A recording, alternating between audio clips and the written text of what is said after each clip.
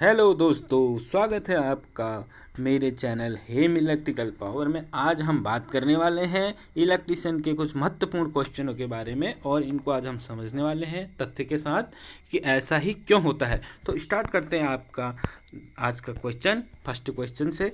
First question है इसमें, एक मशीन के कंट्रोल कैबिनेट का आकार निर्भर किस पे करता है। जैसे कोई हमारा पैनल बॉक्स है तो उसका आकार निर्भर किस पर करेगा। तो फर्स्ट इसमें क्वेश्चन में फर्स्ट ऑप्शन दिया है मशीन में मोटरों की संख्या पर, दूसरा है स्टार्टिंग विधि पर, तीसरा है निरंतर रिले वो पावर क्षमता पर, चौथा है उपरोक्त सभी।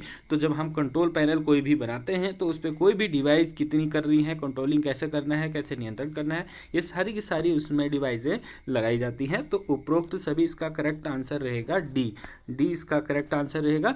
और ये हम कहते हैं कि डी वाला हमारा करेक्ट रहेगा, इसमें सभी होगा। ठीक है, नेक्स्ट क्वेश्चन की ओर बढ़ते हैं कि जिन केबलों में इस्पात की आर्मरिंग होती है उन केबलों को कैबिनेट के साथ के द्वारा जोड़ना चाहिए। जैसे कोई केबल है उसको हमने पैनल बॉक्स के साथ कनेक्ट करना है तो उसको कैसे जोड़ना चाहिए, ये क्वेश्चन कह रहा है। तो क्वेश्चन कोई भी हमारा पैनल बॉक्स होता है तो उसके अंदर हम केबल को डालते हैं तो पैनल बॉक्स को थोड़ी नीचे से गोल कटिंग करी जाती है, उसके अंदर केबल डाली जाती है और केबल को डायरेक्ट ही हम डालेंगे तो क्या हो जाएगा, वो केबल हमारी कट जाएगी। तो उसके लिए हम ग्लाइंड यूज करते हैं। तो इसका करेक्ट आंसर रहेगा ग्लाइंड। तो ये इसका करेक्ट आंसर है।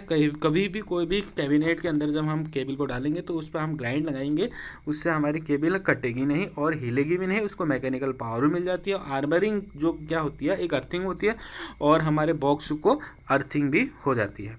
नेक्स्ट क्वेश्चन की ओर बढ़ते हैं। नेक्स्ट क्वेश्चन है, कंट्रोल कैबिनेट में प्रयोग होने वाली ओवरलोड रिले होती है। ओवरलोड रिले जो होती है कंट्रोल कैबिनेट में, मतलब वही पैनल बॉक्स की ही बात चल रही है। कंट्रोल कैबिनेट का मीन्स है भी कोई भी हम जैसे मोटर को कंट्रोल करें तो जहाँ से उसको कंट्रोलिंग करी जाती है, स्पीड बढ़ा रहे घटा रहे, तो उसको हम कैबिनेट बोलते हैं। ठीक है, तो लोड जो ओवरलोड रिले मतलब करंट ओवर होता है तो उसके लिए जो रिले यूज करी जाती है वो कैसे की जाती है। नंबर 1 फर्स्ट इसमें दिया है, कॉन्टैक्टर के साथ जोड़ने वाली होती है कि पैनल माउंटिंग प्रकार की होती है कि पैनल के बार जुड़ने वाली होती है कि उपरोक्त में से कोई नहीं। तो क्या होता है कि पैनल के साथ ही वो क्या होती है, माउंटिंग होती है। तो बी आंसर इसका करेक्ट होगा। नेक्स्ट है, केबल कैबिनेट में 210 वोल्ट से 220 वोल्ट पर कार्य करने वाली कंट्रोल तार का रंग कैसा होता है, कलर कैसा होता है। 120 से 220 तक की जो केबलें होती हैं वोल्टेज पर, उनका कलर कैसा होता है। तो दोस्तों इसका करेक्ट आंसर है रेड कलर की जो वायर होगी वो हमारी कंट्रोलिंग वायर होती है 110 वोल्ट से 220 वोल्ट तक के लिए। नेक्स्ट क्वेश्चन की ओर बढ़ते हैं। तो इसमें नेक्स्ट क्वेश्चन यह है, कंट्रोल कैबिनेट में कॉन्टैक्टर या एमसीबी इत्यादि फिट किए जाते हैं। जैसे कोई भी कंट्रोल कैबिनेट है, मतलब पैनल बॉक्स है, तो उसमें जो एमसीबी या कंट्रोल जो हम कंट्रोल करने के लिए डिवाइस यूज़ कर रहे हैं या कॉन्टैक्टर यूज़ कर रहे हैं, उनको कैसे फिट किया जाता है। पेचों से कर सकते हैं या डिन रेल जहाँ पर एमसीबीओं को जो फंसाने के लिए जो बनाया रहता है एक इस बात का, उसको हम डिन रेल बोलते हैं। और ये कि अलग अलग फिटिंग की जाती है कि उपरोक्त सभी। तो इसका करेक्ट आंसर रहेगा उपरोक्त सभी, क्योंकि पेचों से भी कसा जाता है, डिन रेल पर भी करा जाता है और सबको अलग अलग फिटिंग भी करी जाती है। तो इसका करेक्ट आंसर रहेगा डी। नेक्स्ट क्वेश्चन की ओर बढ़ते हैं। अब नेक्स्ट क्वेश्चन इसमें है, कंट्रोलिंग कैबिनेट में विशेष कंट्रोलिंग के लिए उपयोग के लिए की केबलों का प्रयोग करते हैं। तो जैसे हमने कोई भी विशेष प्रकार का कंट्रोलिंग करनी है तो उसके लिए हमको किस कलर की जो कलर कैसा होगा केबल का, तो इसके लिए हम करते हैं सिलेटी कलर की केबल का ही हम यूज करते हैं। नेक्स्ट क्वेश्चन की ओर बढ़ते हैं। इसमें नेक्स्ट क्वेश्चन है, शॉर्ट सर्किट दोष से बचने के लिए कंट्रोल केबल में प्रयोग की जाने वाली युक्ति। कंट्रोल कैबिनेट मतलब पैनल बॉक्स में हमने शॉर्ट सर्किट से बचने के लिए क्या यूज करते हैं। हम तो घरों पर भी यूज करते हैं, इसका एमसीबी होता है। एमसीबी का हम घरों पर भी शॉर्ट सर्किट के लिए, ओवरलोडिंग के लिए जो होता है हम एमसीबी का यूज करते हैं। तो इसका करेक्ट आंसर एमसीबी होगा। नेक्स्ट क्वेश्चन है, कंट्रोल कैबिनेट में निम्न वोल्टेज 1 वोल्ट से 5 वोल्ट के लिए प्रयुक्त केबल कौन एक केबल होती है। तो जो 1 वोल्ट के से 5 वोल्ट तक के लिए केबल होती है ये हमारा है पीवीसी इंसुलेटेड स्किन केबल, ये इसका करेक्ट आंसर रहेगा। नेक्स्ट क्वेश्चन की ओर बढ़ते हैं। नेक्स्ट क्वेश्चन है इसमें, घरेलू पंप की क्षमता का चयन निर्भर करता है। जैसे हम घर पर कोई भी पंप लगाते हैं तो उसकी क्षमता किस पर निर्भर करती है। फर्स्ट इसमें आंसर दिया है, मतलब ऑप्शन दिया है, पानी की मात्रा को उठाने के उस पर लगते हैं कि ऊंचाई कितनी है, इस पर डिपेंड कर रहा है, कि पानी की मात्रा कहाँ कितने समय में पहुंचाना है, इस पर डिपेंड कर रहा है। तो इस पर करेक्ट आंसर रहेगा उपरोक्त सभी, क्योंकि पानी की मात्रा हो गई और उसको उठाने के लिए हो गया, और पानी कहाँ से कहाँ तक पहुंचाना है, इन सब के लिए हम मोटर का यूज करते हैं। नेक्स्ट क्वेश्चन है, एक अश्व शक्ति प्रति मिनट केजी, मतलब कितना केजी पानी उठा सकती है, कितना केजी उठा सकती है, या प्रति मिनट कितना केजी पानी उठा सकती है एक एचपी की मोटर। तो इसका करेक्ट आंसर रहेगा 4500 केजी जो पानी है वो हमारी मोटर उठाती है एक एचपी की। ठीक है, ये नेक्स्ट क्वेश्चन की ओर बढ़ते हैं। न्यून वाट क्षमता के शोल्डर स्त्री का हैंडल बना होता है। जो मतलब जो शोल्डरिंग हम करते हैं उसका जो शोल्डरिंग स्त्री होती है, आयरन होता है, उसका हैंडल काय का बना होता है, केवल प्लास्टिक का, केवल लकड़ी, केवल बैकेलाइट। तो क्या होता है कि इसमें कोई भी ऐसा नहीं है, ये तीनों के तीनों से ही बना रहता है। तो डी आंसर इसका करेक्ट रहेगा। नेक्स्ट क्वेश्चन है, एक ब्रेड स्लाइड की सिकाई का तापमान लगभग कितना होता है। जो हम ब्रेड टोस्टर जो रहता है उसमें टेम्परेचर, जब हम ब्रेड को सेकते हैं तो उसका टेम्परेचर कितना होता है। तो इसका करेक्ट आंसर रहेगा हमारा 260 डिग्री सेंटीग्रेड। याद रखना है 260 डिग्री सेंटीग्रेड पर ही हम उसको सेलेक्ट करते हैं और उससे ज़्यादा उस पर सेलेक्ट नहीं किया जाता है। नेक्स्ट क्वेश्चन की ओर बढ़ते हैं। यदि में लीकेज हो तो पंप पानी उठाने में असमर्थ होता है। किसमें लीकेज हो, पानी जो हमारा पंप, यदि पंप पानी नहीं उठा रहा तो क्या दिक्कत हो सकती है, क्या यहाँ पर लीकेज हो सकता है। तो इसका चूसक पाइप में, यदि हमारा चूसक पाइप में उसके कुछ भी लीकेज हो रहा होगा तो हमारा मोटर पानी नहीं उठाएगा, जिसको हम कहते हैं सेक्शनल पाइप। सेक्शन पाइप से पानी, यदि कुछ उसमें कट है, जो पानी हम इनपुट, जहाँ से मोटर इनपुट ले रहा है उसमें यदि कुछ भी मतलब ईयर ले रहा है या कुछ भी है तो हम मोटर से पानी नहीं खींच सकते हैं फिर। ठीक है, नेक्स्ट क्वेश्चन की ओर बढ़ते हैं। एक पंप को स्थापित करने का स्थान को चयन करने के लिए निम्नलिखित में मुख्य बिंदु क्या है। हमने कोई मोटर है, उसको हमने स्थान पर उसको चयन करना है, तो उसके मुख्य बिंदु क्या हो सकते हैं। नंबर 1 इसमें, यदि यह पावर सप्लाई के समीप होनी चाहिए, कि पावर सप्लाई जहाँ पर है वहीं पर ही पंप को लगाना। दूसरा है कुएं के पास लगाना चाहिए। तीसरा है ओवरहेड टैंक के पास लगाना चाहिए। तो चौथा है उपरोक्त सभी। तो इसका करेक्ट आंसर रहेगा उपरोक्त सभी, क्योंकि पंप हम पानी जो होगा हमारा पावर जहाँ पर रहेगी वहाँ पर लगाना ही पड़ेगा हमको, और कुएं के पास लगाना ही पड़ेगा, ओवरहेड इसके पास भी लगाना पड़ेगा, और इसका करेक्ट आंसर रहेगा डी। तो यहाँ पर तीनों के तीनों आंसर हमारे करेक्ट हैं। अब नेक्स्ट क्वेश्चन की ओर बढ़ते हैं। यहाँ पर दिया है, यदि ग्राइंडर मोटर की शाफ्ट, हमारे जो सिरा है वो नीला दिखाई देने लगा है, नीला दिखाई देने लगा, तो इसका क्या अर्थ हो सकता है। क्या अर्थ हो सकता है, कोई भी हमारी रॉड है यदि वो थोड़ी ब्लू कलर की दिख रही है तो इसका मीन्स डायरेक्ट ही यही होता है कि वो क्या है, अधिक गर्म हो रही है। मतलब अधिक गर्म होगी तो उसमें क्या होगा, ब्लू कलर की होने लग जाएगी। नेक्स्ट क्वेश्चन है, एक जले हुए सेंट्रीफ्यूगल स्विच की मुख्य पहचान क्या है। जैसे सेंट्रीफ्यूगल स्विच हमारे मोटर के अंदर लगा रहता है, तो मोटर के अंदर जब सेंट्रीफ्यूगल स्विच जल जाएगा तो उसमें उसका सेंट्रीफ्यूगल स्विच जल जाएगा तो क्या उसमें दोष हो सकता है। नंबर 1 है मोटर अधिक गर्म हो जाएगी। नंबर 2 संपर्क बिंदु का रंग बदल जाता है। और नेक्स्ट है इसमें, इसका नेक्स्ट क्वेश्चन, इसमें क्या होता है कि इसमें ऑप्शन इसमें लेना भूल गए हैं। तो इसका करेक्ट आंसर ये रहेगा कि जब हमारा कोई भी मोटर में यदि सेंट्रीफ्यूगल स्विच खराब होता है तो स्टार्टिंग के समय वो शोर करती है मोटर। मतलब जैसे हमारी मोटर को हम जैसे स्टार्ट करेंगे एसी सप्लाई से, उसका सेंट्रीफ्यूगल स्विच यदि खराब है तो मोटर क्या करने लग जाएगी, साउंड करने लग जाएगी। यदि ये ऑप्शन में हो तो आप उस ऑप्शन को करेक्ट करिए, क्योंकि इसमें मैंने ये ऑप्शन है नहीं। नेक्स्ट बढ़ते हैं आगे नेक्स्ट क्वेश्चन की ओर। इसमें है कि वाष्प शक्ति टरबाइन, मतलब स्टीम पावर स्टेशन को वर्गीकृत किया जा सकता है। नंबर 1 संघनित शक्ति केंद्र, दूसरा शक्ति तथा तापीय शक्ति केंद्र, चौथा है ए और बी, चौथा है टाइल्ड शक्ति केंद्र। तो ए और बी इसमें करेक्ट रहेगा। इसको संगनन शक्ति केंद्र भी कहते हैं और शक्ति तथा तापी केंद्र, शक्ति केंद्र भी इसको कहते हैं। करेक्ट आंसर इसका रहेगा ए और बी दोनों ही कहते हैं। ठीक है, नेक्स्ट क्वेश्चन की ओर बढ़ते हैं।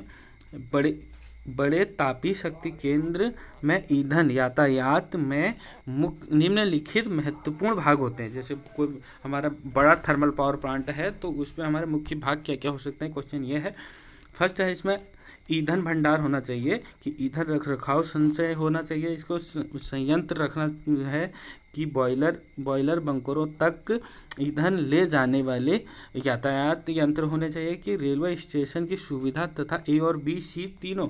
तो इसका करेक्ट आंसर रहेगा डी, क्योंकि रेलवे स्टेशन के भी पास होना चाहिए और इसमें हमारा ईंधन भंडार भी होना चाहिए, ईंधन रख रखाव संयंत्र भी होना चाहिए और बॉयलर तक बंकरों से बॉयलर तक जो कोयला ले जा रहा है उसके यातायात के साधन भी हमारे पास होने चाहिए। बिल्कुल करेक्ट आंसर रहेगा इसका डी।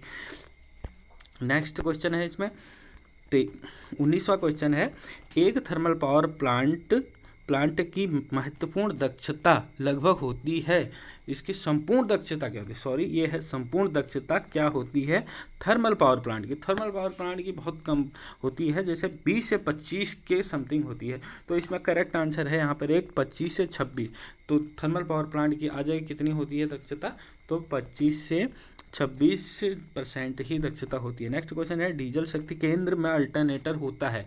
जो डीजल शक्ति केंद्र होता है उसमें अल्टरनेटर कैसा होता है, पृथक एक्साइटेशन होता है। पृथक माने एक होता है हमारा सेल्फ और सेपरेटली होता है। ठीक है, तो सेपरेटली और सेल्फ क्या करता है कि जो हमारा जनरेटर बना रहा है उसी की वोल्टेज वो उसके फील्ड को भी देता है, और सेपरेटली में क्या होता है सेपरेट ही हम उसके फील्ड को सेपरेट, कोई बैटरी से कोई डीसी सप्लाई उसको सेपरेट ही जनरेटर को हम देते हैं। लेकिन ये पूछ रहा है कि डीजल शक्ति केंद्र में क्या होता है अल्टरनेटर में ऐसा। तो इसका करेक्ट आंसर रहेगा सेल्फ एक्साइटिंग तो होता ही है, वो ऑटोमेटिक रेगुलेटर भी उसमें रेगुलेट भी होता है। तो इसका करेक्ट आंसर रहेगा सेल्फ एक्साइटेशन तो होगा ही और साथ में ऑटोमेटिक रेगुलेटिंग भी होगा। ठीक है, नेक्स्ट क्वेश्चन की ओर बढ़ते हैं। गैस टरबाइन संयंत्र में मुख्य भाग होते हैं। जैसे गैस टरबाइन है, गैस टरबाइन वही थर्मल पावर प्लांट में यदि कोई भी गैस टरबाइन है उसमें मुख्य भाग क्या क्या हो सकते हैं। एक कंप्रेसर होना चाहिए, दहन कक्ष होना चाहिए, टरबाइन होना चाहिए, उपरोक्त सभी। तो कोई भी हमारा पावर प्लांट है उसमें क्या हो कंप्रेसर भी होता है, दहन कक्ष मतलब थर्मल पावर प्लांट है तो जलने का कक्ष होगा ही, और टरबाइन होगा ही क्योंकि टरबाइन स्टीम एनर्जी को मैकेनिकल एनर्जी में कन्वर्ट करेगा और मैकेनिकल एनर्जी अल्टरनेटर के पास जाएगी तो हमें इलेक्ट्रिकल एनर्जी मिल जाएगी। नेक्स्ट क्वेश्चन है, सूर्य का प्रकाश पृथ्वी तक आने में समय कितना लगता है। जैसे सूर्य से जो प्रकाश आ रहा है तो पृथ्वी तक वो कितना समय लेगा। तो इसका करेक्ट आंसर है, ये सभी को पता रहता है, 8 मिनट 20 सेकंड में हमारा जो सूर्य का प्रकाश है वो पृथ्वी तक आ जाता है। नेक्स्ट क्वेश्चन है इसमें, एक सूर्य चूंकि सूर्य एक गैस का गोला है, इसके केंद्र का तापमान लगभग कितना होता है। तो सूर्य के केंद्र का जो टेम्परेचर होता है वो क्या होता है 15 × 10⁶ केल्विन। के लिखा है केल्विन, ये करेक्ट आंसर रहेगा 15 × 10⁶ केल्विन। ठीक है, नेक्स्ट है, सूर्य से प्राप्त हमारे वायुमंडल की ऊपरी सतहों पर प्राप्त ऊर्जा होती है। वायुमंडल की ऊपरी सतहों पर कितनी ऊर्जा होती है। तो इसका करेक्ट आंसर है 1.353 किलोवाट प्रति मीटर स्क्वायर। ये याद रखना है, 1.353 ये आंसर आप बिल्कुल करेक्ट याद रखिए, ये बिल्कुल करेक्ट होगा। ठीक है, नेक्स्ट क्वेश्चन की ओर बढ़ते हैं।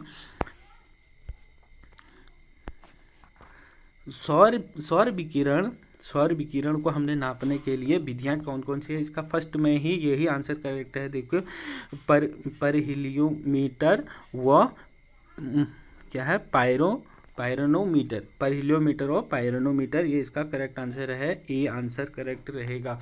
ठीक है, नेक्स्ट क्वेश्चन है, प्रत्यक्ष डायरेक्ट सौर विकिरण की किसी झुकी हुई सतह पर आने वाली मात्रा तथा समतल सतहों पर पड़ने वाली मात्रा के अनुपात को कहते हैं। मतलब क्या कहेंगे, जो उसके सतहों पर पड़े और उसके समतल सतहों पर पड़े तो उस अनुपात को क्या कहा जाता है, उसको कहते हैं हम झुकाव गुणांक या टिल्ट फैक्टर। ठीक है, करेक्ट आंसर रहेगा टिल्ट फैक्टर। नेक्स्ट क्वेश्चन की ओर बढ़ते हैं। नेक्स्ट क्वेश्चन है इसमें, सौर विकिरण नापने के लिए ये हो चुका है हमारा, ये फिर से दोबारा रिवाइज हो गया है। नेक्स्ट क्वेश्चन की ओर बढ़ते हैं। इसमें नेक्स्ट क्वेश्चन है, हाँ नेक्स्ट क्वेश्चन आ गया हमारा 27 नंबर का क्वेश्चन है। यह देखो, सौर ऊर्जा का भंडारण निम्नलिखित प्रकार से किया जा सकता है। सौर ऊर्जा है, इसका भंडारण हम कैसे कर सकते हैं। इसमें नेक्स्ट फर्स्ट है कि हम तापीय भंडार में कर सकते हैं, कि विद्युत ऊर्जा भंडार में कर सकते हैं, कि रासायनिक भंडार में कर सकते हैं, कि सौर ऊर्जा भंडार में इसको कर सकते हैं।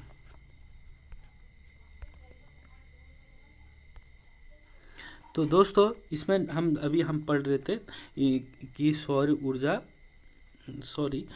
इसमें देखो, जैसे सौर ऊर्जा का भंडारण निम्नलिखित प्रकार से किया जा सकता है। सौर ऊर्जा का भंडारण, जैसे सूर्य ऊर्जा है तो उसका भंडारण हम कैसे कर सकते हैं, तापीय भंडार से कर सकते हैं, थर्मल स्टोरेज कर सकते हैं, कि विद्युत ऊर्जा भंडार कर सकते हैं, कि केमिकल एनर्जी स्टोरेज कर सकते हैं, कि मैकेनिकल एनर्जी, वो ए और बी तीनों।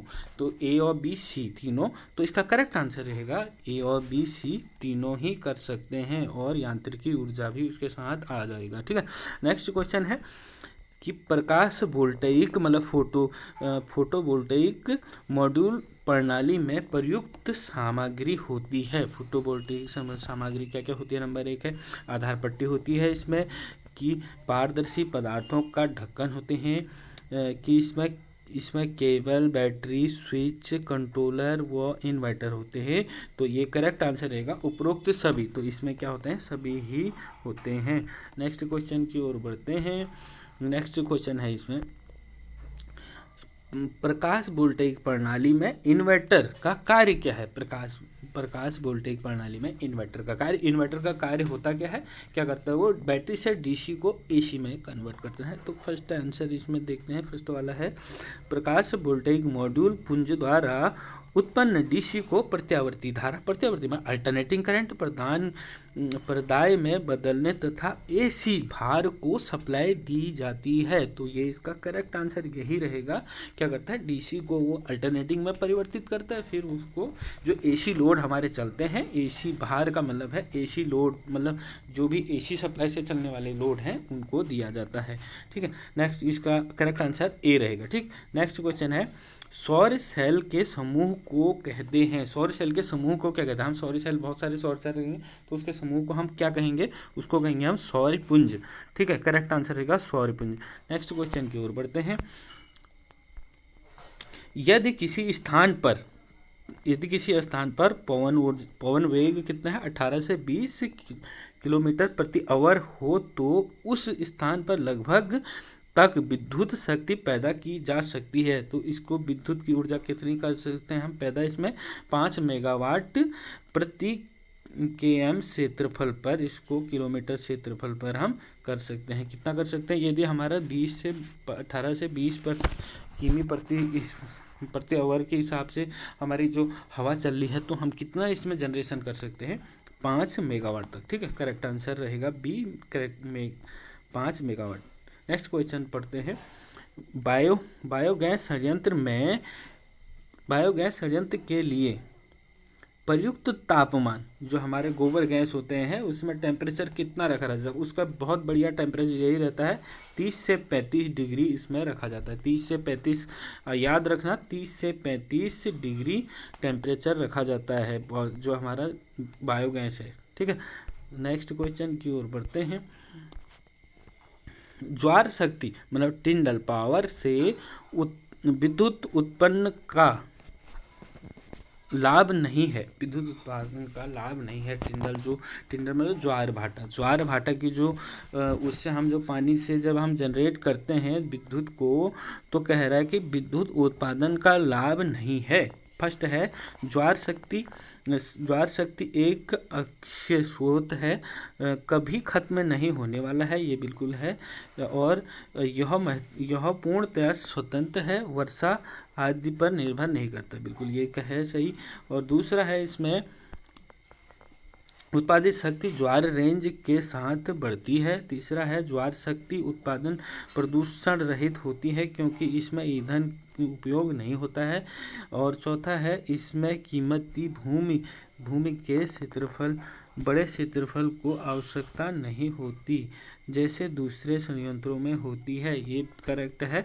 तो इसमें करेक्ट आंसर हमारा रहेगा, ये हमारा बी आंसर करेक्ट है। ठीक है, बी आंसर क्या है, उत्पादित शक्ति ज्वार रेंज के साथ बदलती है। मतलब ज्वार रेंज जितना बदलते रहेगा उसके साथ ही बदलती है, ये ऐसा नहीं होता है। तो ये इसमें आंसर ये वाला करेक्ट है, लेकिन ऐसा नहीं होता है, ये इसका मतलब ये काम इसका नहीं है। नेक्स्ट पढ़ते हैं, मिनी पवन शक्ति मतलब जो विंड पावर क्षमता वाले, जहाँ पर विंड संयंत्र होते हैं हमारे, यहाँ पर हवा द्वारा हम विद्युत उत्पादन करते हैं, तो वहाँ पर जो निम्न है वो जो मिनी वाले हैं, मिनी पावर प्लांट कितना होता है, तो 110 से 1000 किलोवाट तक के जो भी हमारे जनरेटिंग स्टेशन होते हैं उनको हम मिनी पन संयंत्र कहते हैं। ठीक है, नेक्स्ट क्वेश्चन और पढ़ते हैं।